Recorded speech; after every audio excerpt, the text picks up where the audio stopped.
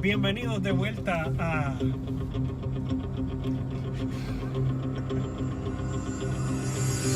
Esa es la que hay. Vamos aquí a darle duro al tema de la estadidad. Bueno, como les habíamos hablado en el video de promoción, vamos a estar hablando del anexionismo, ¿no? Pero antes de comenzar la discusión, Marino y Aurelio, me parece pertinente explicarle a la gente qué es eso de anexionismo, qué es anexión y qué es anexionismo. Okay. Marino y después Aurelio, ¿no? Allá de... Seguro. Nosotros acá utilizamos, ¿verdad? En vez de estadidad, el término anexión, porque el término correcto es anexión, porque estadidad es querer ser Estado que ya somos. Lo que pasa es que la gente no va a entender esto bien, pero lo que pasa es que el conjunto que compone el gobierno y toda cuestión, ¿verdad? Y las leyes y todo, eso es un Estado ya. Puerto Rico no es una anarquía, existe un Estado dividido en república, whatever. Por eso que el término correcto se llama anexión, que es unirse a un conglomerado de estados que están unidos. Ser un Estado de la Unión, valga la redundancia, Estados Unidos de América. Que esa es una de los estados que están unidos, porque México es una federación de estados Unidos de mexicanos. Igualmente Unidos. Venezuela, igualmente, si no me equivoco, ¿cuál más? Colombia. Ahí no te sabría decir, si te digo estaría mintiendo. No, ok, whatever. Eso es lo que es el término anexión, que se refiere a unirse a. You guys get the picture. Aurelio. Sí, básicamente como dice Marino, el término estadidad es como el brand name, ¿verdad? La marca. Así como la Coca-Cola es un refresco, pues aquí en Puerto Rico se utiliza ese término de estadidad para vender el concepto de la anexión, ¿verdad? De lo que sería llevar a Puerto Rico a convertirse en un estado más de la Unión de los Estados Unidos de América. ¿Sí es correcto? Exactamente. La pregunta. Okay. Vamos ahora con las preguntas. Esto es mucho. Vamos a tratar de hacerlo aquí en 10 minutos, lo cual es difícil. Sí. De manera breve, condensada. Yo me recuerdo que Rosselló padre, cuando le dijeron que tenía 10 minutos para explicar la relación de Puerto Rico con Estados Unidos, se paró de la mesa y dijo, eso no es tiempo suficiente para hacer esto, y se fue. No, pues mira, parquéate aquí, Marino. So que ya ustedes saben lo que nosotros vamos a hacer. Rosselló debe estar bien molesto con lo que vamos a hacer. Dale. Saludos a Rosselló padre, Rosselló hijo y a Jay Fonseca nuevamente por rechazar nuestra invitación. Ok. Breve contexto histórico. Trayectoria de la Unión de los Estados Unidos de América, valga la redundancia, territorios incorporados y territorios incorporados y territorios no incorporados, y una breve trayectoria de el anexionismo aquí en Puerto Rico. Aurelio y luego Marino. Le tiraste los muertos históricos a Ok, Aurelio primero. vamos con el historiador y luego con el Aurelio, ¿Qué pasó aquí? Porque tú puedes entonces explicar la cuestión del territorio no incorporado y territorio incorporado. Vale. Yo me voy con la historia. Sounds good. Ok, entonces, la historia de Estados Unidos, ¿verdad? Fueron 13 colonias que se independizaron de Inglaterra, que se unieron, independientes cada una de la otra, se unieron y crearon una federación de Estados Unidos, ¿verdad? Eran 13. Ellos estuvieron por años debatiendo si iban a ser una federación, una confederación o qué tipo de relación iban a tener entre ellas. Con el tiempo, Estados Unidos fue expandiéndose y esos 13 estados principales se fueron expandiendo hacia el oeste y fueron adquiriendo nuevos territorios que en ese momento no se llamaban ni territorio incorporado ni territorio no incorporado. Esos son términos que se le ponen después, ¿verdad? Que ese fue otro dilema en la historia de los Estados Unidos. ¿Cómo se iban a admitir esos territorios a la Unión, ¿no? En términos de que la población, qué tipo de gobierno debían tener esos estados, etcétera. Bueno, no vamos a entrar en detalle de cómo cada uno se convirtió en estado. Muchos fueron de forma natural. Conflictos bélicos, expansionismo territorial, etcétera. Exactamente.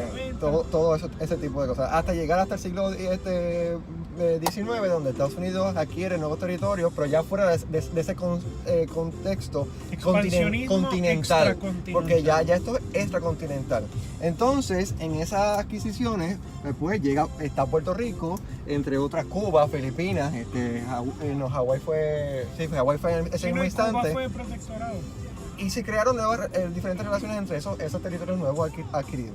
El punto es que más adelante, pues entonces, esos territorios se llegan por unos casos en el Tribunal Supremo a ser llamados territorios no incorporados. Entonces, Aurelio puede explicar la que es un territorio no incorporado y un territorio incorporado. Correcto, pues básicamente los famosos casos insulares, ¿no? Que la mayoría de nosotros ha de haberlos escuchado alguna vez, aunque no sepa lo que es, pero así estamos nosotros aquí, para digerirlo. Los casos insulares fueron unos casos que se discutieron en el Tribunal Supremo de los Estados Unidos. Uno de ellos y de los más importantes es Downs versus Bidwell y de Lima versus Bidwell. Básicamente el Tribunal Supremo determinó, ¿verdad? Y quería determinar en ese momento, ¿verdad? Si la Constitución seguía a la bandera, ¿verdad? Does the Constitution follow the flag hacia los territorios. Básicamente en estos casos se determinó que habían dos tipos de territorio. Un territorio incorporado, que el Congreso del saque determina, ya sea a través del tratado, de la compraventa o de la adquisición, que efectivamente se va a integrar plenamente y que se le va a otorgar la ciudadanía a sus ciudadanos, y territorios no incorporados, donde ese tratado, esa escritura, ese texto es ambiguo y no fija un término específico, ni tan siquiera fija si será anexado o no. Exacto. Y en ese momento dado, el Tribunal Supremo determinó que para efectos de Puerto Rico, en el Tratado de París, que se firmó en 1898, que fue el que culminó la guerra entre España y Estados Unidos, en el texto se decía que el Congreso iba a determinar en su momento la decisión que tomaría sobre los ciudadanos de Puerto Rico, lo que nuevamente eso recae, todavía está. y todavía está correcto, o sea que nuevamente desde el Tratado de París se fijó que el Congreso de los Estados Unidos era quien iba a estar a cargo de Puerto Rico, y como no se especificó exactamente qué se iba a hacer, para los efectos el Tribunal Supremo determinó entonces que somos un territorio no incorporado. Exactamente. Y entonces Bueno. esa es la diferencia entre territorio incorporado y territorio, no incorporado. No incorporado. Que Puerto Rico, en términos judiciales, como hablamos en el video de colonia, se llama territorio incorporado a lo que realmente es una colonia. Pero para no decir el nombre feo de colonia, porque territorio no Me incorporado. huele como que a colonia, no a perfume, colonia por ahí. Don Luis, bueno, Dale, la pregunta.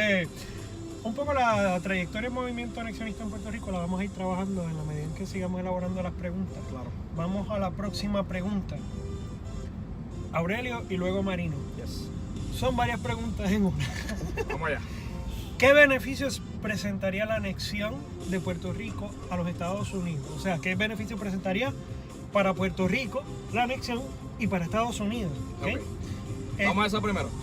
Okay, En términos vamos. económicos y políticos hay varios. Para mí los más importantes son políticos. Los ciudadanos americanos residentes en Puerto Rico, ¿verdad? Que ese es el término correcto y completo, ¿no? No tienen todos los derechos políticos de representación congresional, de voto presidencial que tienen el resto de nuestros conciudadanos en los estados.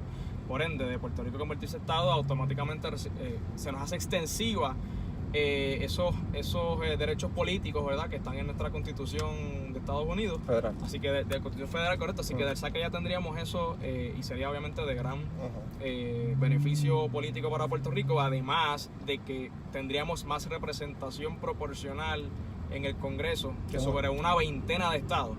O sea que por la cantidad poblacional, correcto. O sea que el poder político de Puerto Rico sería inmediato, sería inminente y sería impactante para tomar decisiones clave dentro de la nación americana. Exactamente. En términos económicos, pues hay un sinnúmero de programas federales de asistencia, de desarrollo económico, que actualmente Puerto Rico no tiene acceso a ellos o que tiene mínimo acceso, precisamente porque los programas y la Constitución no nos aplica plenamente por ser territorio no incorporado, así que nuevamente, automáticamente tendríamos acceso pleno a esos beneficios y a esa asistencia en un 100%. Un ejemplo de ello es el Seguro Social Suplementario, que no aplica en Puerto Rico, y de hecho hoy actualmente hay un caso en el Tribunal Federal donde un ciudadano de Nueva York que se mudó a Puerto Rico estaba recibiendo Seguro Social Suplementario.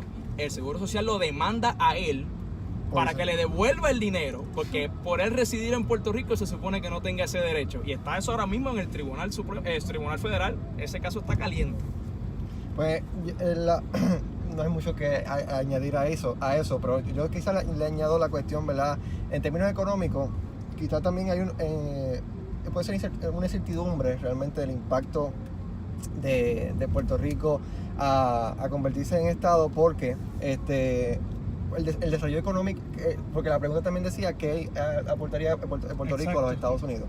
Ya Puerto Rico paga, en cierto modo, algunos impuestos federales, ¿verdad? A través del Departamento de Hacienda y toda la cuestión. Pero igual, cuando lo convertimos en Estado, van a llegar, ¿verdad?, sobre los ciudadanos puertorriqueños más impuestos federales. Eso no lo desmiente nadie. Y con esos impuestos federales también unas acreditaciones federales que no existen ahora mismo. Correcto. Como el crédito al trabajo, que entonces el gobernador ahora está introduciendo para la reforma contributiva local, pero ya eso existe hace años en la federal.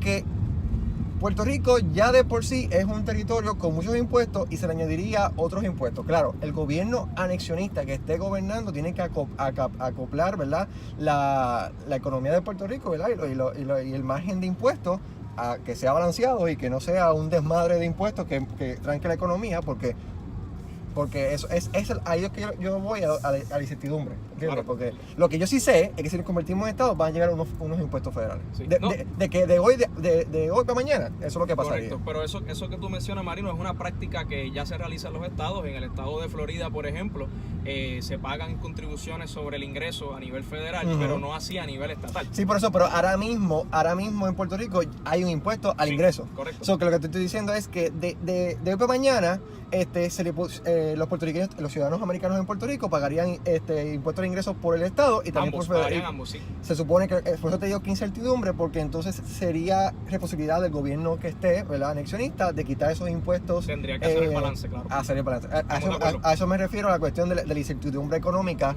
de que si este día llega mañana, pues así eso es lo que pasaría, porque eso es ser claro con las personas a la hora de la estadía. Claro, estamos de acuerdo.